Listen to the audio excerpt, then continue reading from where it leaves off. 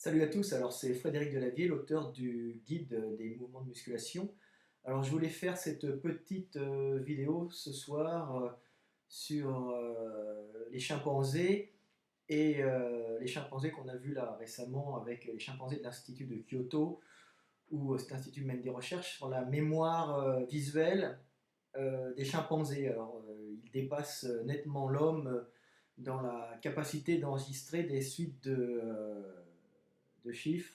Vous voyez, sur un ordinateur, on voit des singes, et là on leur présente une suite de chiffres qui va de 1 à 10, et hop, les chiffres se masquent et ils refont à toute vitesse, ils mettent le doigt du plus petit au plus grand. Vous voyez, donc 1, 2, 3, 4, 5, 7, 8, 9, 10.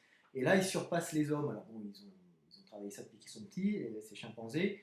Euh, Ils ont une récompense. Alors on dit qu'ils ont une mémoire bien supérieure, mémoire visuelle instantanée bien supérieure aux hommes. Alors effectivement, ils ont une mémoire visuelle bien supérieure aux hommes pour ça. Mais ce qu'ils ont oublié de signaler, à mon avis, les recherches ils vont les pousser un peu là-dessus, c'est qu'ils ne doivent pas avoir la même composition cellulaire au niveau de la rétine, la même répartition. Ils doivent avoir une rétine, la rétine c'est l'arrière du globe oculaire, hein, chez l'homme, avec toutes les cellules nerveuses et puis les cellules réceptives à la lumière, aux formes qui sont différentes. Il y a plusieurs types, hein, les cônes, les bâtonnets, il y a des variantes, des sous-variantes. Donc chez le singe, il doit y avoir une composition différente, ce qui fait qu'ils ne sont peut-être pas obligés de faire autant de balayage que nous. Donc nous, on a une fovea au milieu, c'est-à-dire qu'on a une zone qui est très précise, avec très innervée, avec énormément de cellules, donc on a une vue précise, hein, très précise sur le centre, et sur le tour, aux alentours un peu moins, donc on est obligé de faire des balayages, hein, pour reconstituer un paysage. Si vous faites les yeux fixes, par exemple, hein, vous allez avoir le centre bien net, et puis vous verrez, sans bouger les yeux, vous verrez que tout le bord est très flou.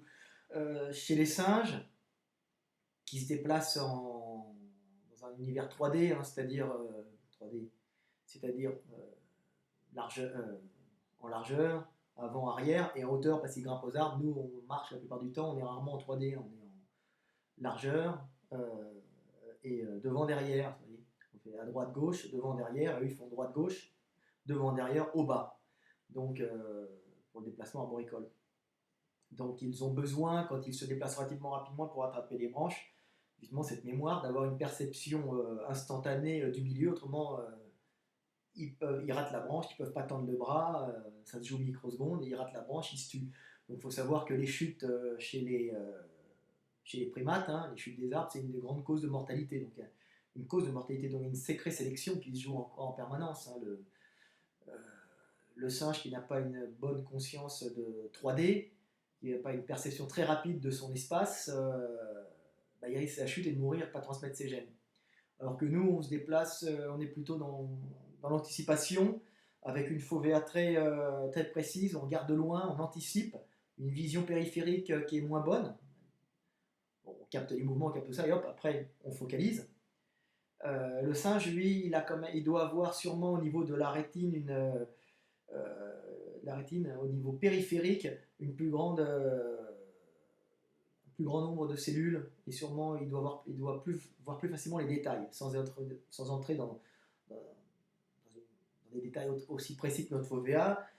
Il doit quand même voir plus précisément sur le tour, donc il doit moins balayer quand il est en l'air, quand il attrape ses branches, il doit plus facilement attraper. Donc c'est pour ça, quand tu vois les singes qui font ces tests, moi je les ai testés, hein, j'ai testé aussi ce test, donc je suis assez pitoyable, et je me suis aperçu que j'étais pas pitoyable par un manque de mémoire, j'étais pitoyable par la mémoire, bien sûr, je dois en avoir moins que lui, mais surtout par le fait que ma rétine était plus floue sur le côté, donc le temps que je fasse un balayage, pof, j'avais pas le temps. Lui, il n'avait pas besoin de faire son balayage, il avait déjà une perception assez nette de son environnement sans avoir à faire un balayage, donc dû à son déplacement 3D, hein, dans les arbres.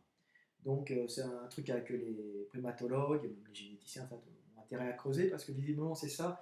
Nous, notre avantage, c'est d'avoir une fovea très précise, un centre de vision très très précis pour les activités minutieuses, hein, et puis pour pouvoir scruter au loin, pour se déplacer. Nous sommes des individus d'anticipation, nous, hein. L'humain anticipe les choses, il prévoit l'avenir, ce que le singe ne fait pas. Par contre, le singe perception de l'instant bien plus grande. Bien plus grande. Peut-être que sa FOVA est aussi peut-être un peu moins, la partie centrale un peu moins précise parce qu'il n'a peut-être pas besoin d'avoir autant que nous des activités précises et minutieuses comme nous quand on est ingénieur, qu'on bâtit quelque chose, on construit quelque chose, on observe quelque chose de près. Peut-être que lui, c'est peut-être un peu plus flou et il compense sur le côté. Il faudrait que les mecs cherchent dans ce domaine. Mais visiblement, il y a la mémoire et il y a aussi la composition rétinienne du singe qui change et qui lui permet en microseconde d'avoir une vision assez nette du pourtour, alors que nous, les humains, on est obligé de balayer parce qu'on n'a pas besoin de se déplacer en 3D. Donc c'est un avantage.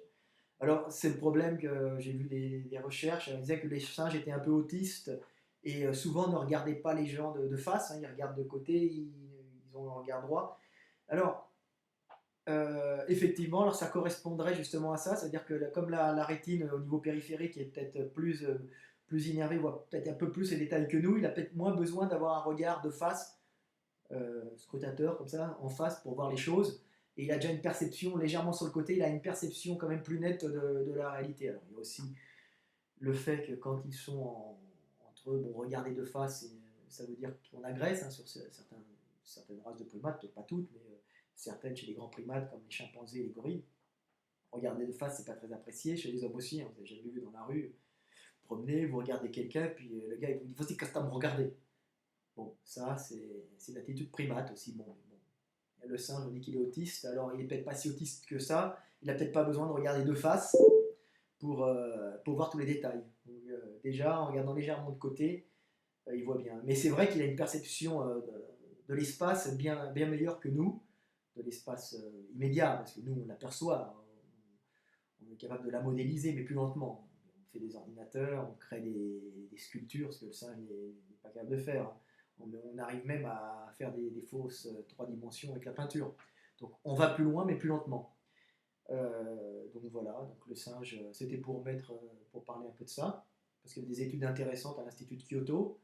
Donc effectivement, ils ont une mémoire instantanée, une mémoire bien meilleure que l'homme de, de l'espace où ils sont. Hein. Mais il n'y a pas que la mémoire, hein, il y a aussi la composition, je pense, cellulaire de la rétine. Donc c'est assez intéressant. Hein. Nous, on s'est adapté à notre vie, on est des primates, on s'est adapté à d'autres milieux. On n'a plus besoin maintenant d'avoir une vision périphérique aussi nette qu'eux. Ils n'ont pas hyper net, mais ils l'ont déjà plus. Donc voilà, c'est vrai que j'ai une petite anecdote, j'étais aux zoo de Budapest, là, il y a encore pas longtemps, et il y avait un bébé singe qui passe à côté de son père avec dans la bouche comme ça, avec une petite paille. Le père qui était un gros gorille dos argenté, puis on voit je vois le gorille du dos argenté qui avait tout de suite calculé le petit, qui était son fils, hein, qu'il aimait bien visiblement, et quand le fils passe dans son dos, il avait déjà calculé l'espace, il a tendu le bras vers l'arrière et il lui a chopé, un gros gorille, il pourrait assommer son fils, il lui a chopé entre deux doigts, sans regarder, la paille qui était dans la bouche. Donc c'est assez étonnant la perception qu'ils ont de l'espace, même un peu derrière, sans regarder. Hein. Donc ils arrivent quand même à se faire un schéma 3D impressionnant, instantané, on va dire. Après, ils ne doivent pas prévoir l'avenir, ils ne doivent pas avoir une très bonne projection dans l'avenir comme nous, les humains. Mais sur le moment, c'est assez impressionnant. Donc voilà, c'était pour apporter des petits détails sur l'évolution humaine. C'est pas de la muscu, mais des fois, ça peut intéresser les gens, parce qu'on est des primates, notre perception du monde est un peu différente de la leur. Donc c'est tout le temps intéressant de s'interroger sur tout. Et puis, comme quoi, je dis toute activité, même comme la musculation, mène à s'interroger sur le monde et à connaître le monde. Donc toute activité dans la vie est un prétexte pour connaître l'univers dans lequel on passe brièvement et dans lequel on a une conscience d'être. Salut à tous, c'était Fred de la vie, à bientôt.